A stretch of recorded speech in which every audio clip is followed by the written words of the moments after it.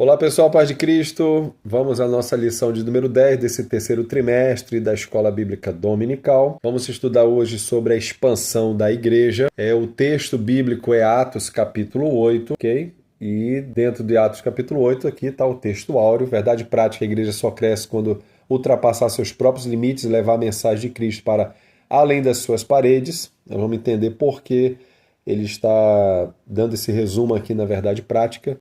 Por padrão, nós temos sempre três pontos, né? Tópicos das nossas lições. Primeiro, a igreja diante da perseguição, que ele fala aí, embora a igreja perseguida, ela não é fragmentada. Depois, a igreja em luto, mas não desamparada. O ponto 2, a igreja que evangeliza, evangelização centrada na palavra. Subtópico 2, evangelização centrada em Cristo. E o ponto 3, a igreja que dá suporte à evangelização, com 3 subtópicos. Suporte da igreja, a igreja que discipula, sem o recebimento do Espírito Santo, o discipulado está incompleto. E eu quero ir para o texto, porque é muito importante nós estarmos analisando esse texto bíblico de Atos capítulo 8, tá? Pegue a sua Bíblia e acompanhe aí, né? Nós temos o contexto é a morte de Estevão, lembram disso? Atos capítulo 7, né?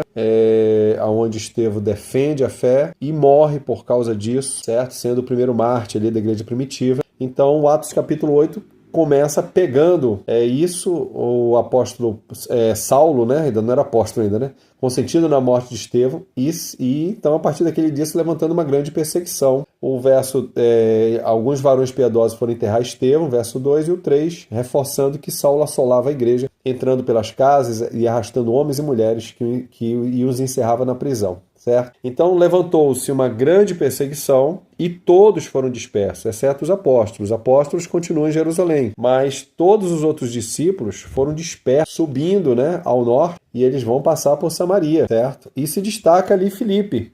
Esse Filipe é um dos diáconos, se lembra? Separado lá em Atos capítulo 6, né? Então o tema da lição de hoje é expandindo a expansão da igreja. Porque até então a igreja está em Jerusalém, se lembra? Atos capítulo, vamos dizer assim, deixa eu usar esse termo passiva, né? Porque Atos capítulo 2 existe uma multidão de quase 3.000 homens que afluíram para judeus de todas as partes, que afluíram para Jerusalém, e alguns prosélitos, né? Alguns convertidos, que fluíram para Jerusalém, e houve o Pentecostes, certo? Atos 2, Pedro prega, e aí temos quase 3.000 almas. Atos 3 e 4, Pedro e João vão ao templo, o paralítico é curado, e acontece aquele milagre, agregam-se mais almas, são batizadas, sobe para quase 5.000, se lembra? Aí vem aquela primeira leva de perseguição ali, as autoridades proibindo eles de pregar o evangelho, de não falar mais do nome de Jesus, e aí nós temos pessoas mais ainda se convertendo. Atos 5, a mentira de Ananias e Safira é revelada, a igreja combate a mentira, a multidão continua crescendo, né? Quando a igreja combate a mentira, quando a igreja é cheia do Espírito Santo, quando milagres e maravilhas acontecem, quando a igreja combate a mentira, certo? Atos 6, quando a igreja supera as necessidades, lembra das viúvas, e aí vem os diáconos, e aí entra a história de Estevão se destacando entre os diáconos como um evangelista, um apologeta, e se torna o primeiro mártir. E agora a perseguição, ela fica mais acirrada ainda, né? Mais acirrada ainda, ok? E aí o que acontece? A morte de Estevão, um grupo vai enterrar ali, certo? De varões piedosos, mas eles são dispersos e vão subindo em direção ao norte. E tem que passar por Samaria. Você lembra? Judéia, Samaria, né? A Galileia está mais em cima, depois disso vai vir a Antioquia. E aí o que acontece? Se destaca Filipe, um outro diácono. É interessante isso, né? Se lembra da igreja pronta para servir, que não está presa a cargos? É o caso de Filipe e Estevão, né?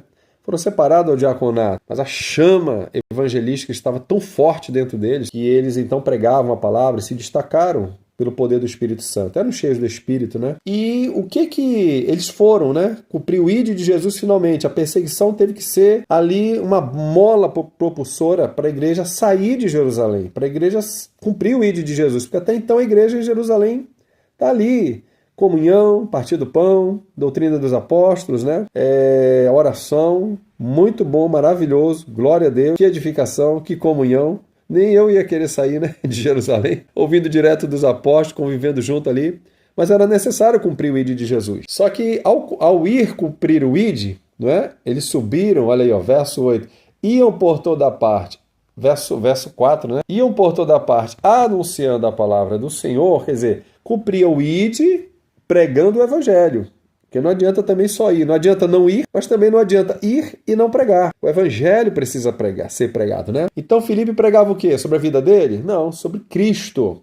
E é reforçado aqui depois no verso 12. Filipe lhes pregava acerca do reino de Deus e do nome de Jesus Cristo, e se batizava tanto homens como mulheres, certo? Havia grande alegria naquela cidade. E eles ouviam que Filipe pregava, mas olha os sinais acompanhando e viam os sinais, certo? Que ele fazia. Sinais e maravilhas, é reforçado no verso 13. Grandes maravilhas que se faziam, então eles ficavam atônitos. Uma multidão também crê, porque o evangelho verdadeiro está sendo pregado, está sendo anunciado, tá? Então não se prega homens, não se prega ídolos, não se prega padroeiros, não se prega teólogos, não se prega avivalistas.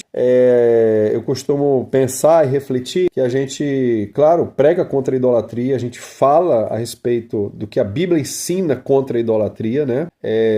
Para os cristãos, os católicos, por exemplo, e existem outras religiões que seguem a idolatria. Vamos falar do nosso contexto brasileiro aqui, é muito mais relacionado ao catolicismo, só que a gente também tem que ficar ligado em outros tipos de idolatria, né? A gente fala da idolatria propriamente dita, na sua essência, de fato, de direito, mas existe, por tabela, outros tipos de idolatria, né? Por exemplo, se eu seguir mais os ensinamentos de teólogos, né, com todo respeito do que o que a Bíblia ensina, e achar que eu só posso passar a fazer teologia a partir do pensamento, do pressuposto dos outros, e não ter a capacidade de vir direto na palavra de Deus, pode se tornar uma idolatria. Assim como eu achar que avivamento só vem através de uma pessoa, de um grande pregador, dos meus avivalistas, né? Então nós pentecostais, a gente pode incorrer numa idolatria em achar que de repente avivamento vem somente a partir de pessoas ali, né? De pessoas específicas que são levantadas por Deus. Deus levanta, Deus capacita, Deus usa, isso é verdade. Não tem como combater isso, é fato, é histórico, mas isso também não pode se tornar o nosso centro, a nossa âncora. Não é?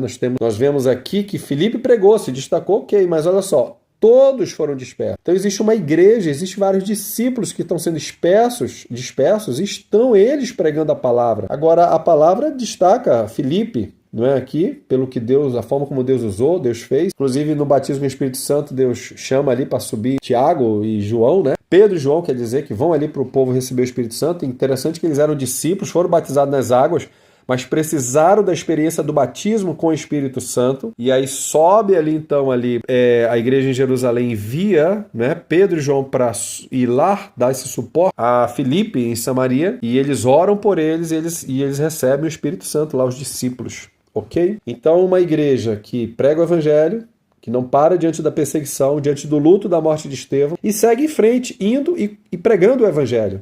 Pregando Cristo, pregando o reino de Deus, com sinais, com maravilhas. Nós precisamos e podemos buscar isso, necessitamos viver isso. Esse é o verdadeiro evangelho, tá bom? Em nome de Jesus, fica essa palavra, essa reflexão nessa lição, e vamos ser usados por Deus para o evangelho ser expandido, o reino de Deus ser expandido a cada dia. Deus abençoe.